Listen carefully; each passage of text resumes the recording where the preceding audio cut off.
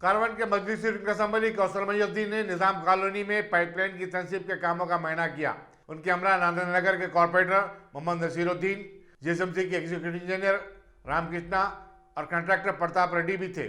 उन्होंने इस काम को जल्द से जल्द मुकम्मल करने की हिदायत दी।